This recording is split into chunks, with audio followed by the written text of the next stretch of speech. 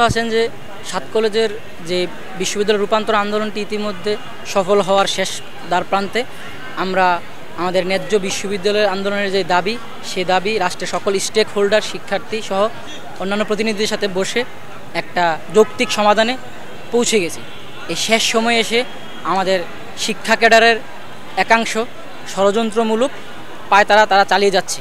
আমরা গতকাল দেখতে পাই যে উদ্বেগের সাথে দেখতে পাই যে তারা ইউজিসির সামনে গিয়ে মানববন্ধন করতেছে যে আমাদের বিশ্ববিদ্যালয়ে এই আন্দোলনটা, যেটা আমরা আসলে ঢাকা কেন্দ্রীয় বিশ্ববিদ্যালয় এবং সেটা আমরা ডিসিপ্লিনারি বেস স্কুলিং পদ্ধতিতে বিশ্ববিদ্যালয়ে চাচ্ছিলাম, তার বিরুদ্ধে গিয়ে তারা দাঁড়িয়েছে।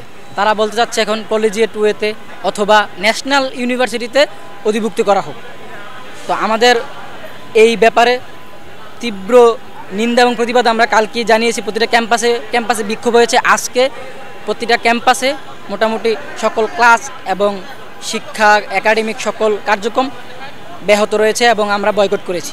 তো সেই জায়গা থেকে আমরা আজকে ঢাকা কলেজে এই শহীদ মিনার প্রান্তে আজকে আমরা সংবাদ সম্মেলন করেছি সকল শিক্ষার্থীদেরকে নিয়ে সাত কলেজে, এবং আমরা স্পষ্টতভাবে জানিয়ে দিয়েছি যে আমাদের ভিতরে কোনো বিভেদ নাই। আমরা ঐক্যবদ্ধভাবে রাষ্ট্রের কাছে জানিয়ে দিয়েছি আগামী সোমবার নাগাদ আমাদের অধ্যাদেশ জারির ব্যাপারে শিক্ষা মন্ত্রণালয় যেন একটা স্পষ্ট রুটম্যাপ জারি করে, এবং এই স্পষ্ট রুটম্যাপ জারি করলে এবং অধ্যাদেশ জারির মাধ্যমেই আমাদের এই আন্দোলন, এই সংগ্রাম শেষ হবে। রাষ্ট্র আমাদেরকে মেনে নেওয়া হয়নি, ব্যাপারটা এইরকম না, আমাদেরকে আশ্বস্ত করেছে এবং আমরাও রাষ্ট্রকে যৌক্তিক সময় দিয়েছি। আপনারা জানেন যে একটা অধ্যাদেশ প্রণয়নের জন্য একটা যৌক্তিক সময় লাগে। আমাদের শিক্ষা মন্ত্রণালয় এবং আইন মন্ত্রণালয় এই ব্যাপারে কাজ করতেছে।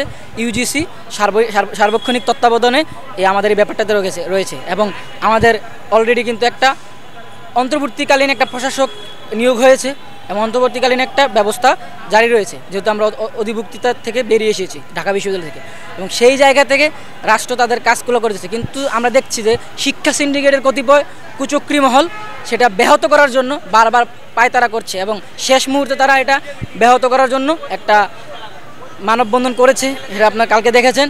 এবং তাদেরই বিরুদ্ধে আমাদের মূলত অবস্থান, রাষ্ট্রের বিরুদ্ধে আমাদের অবস্থানে রাষ্ট্রকে আমরা শুধুমাত্র অনুরোধ করে যাচ্ছি এবং তাদেরকে একই সাথে দাবি তুলে যাচ্ছি যে যৌক্তিক সময়ের ভিতরে আমাদের জন্য অধ্যাদেশ দিয়ে দেয়।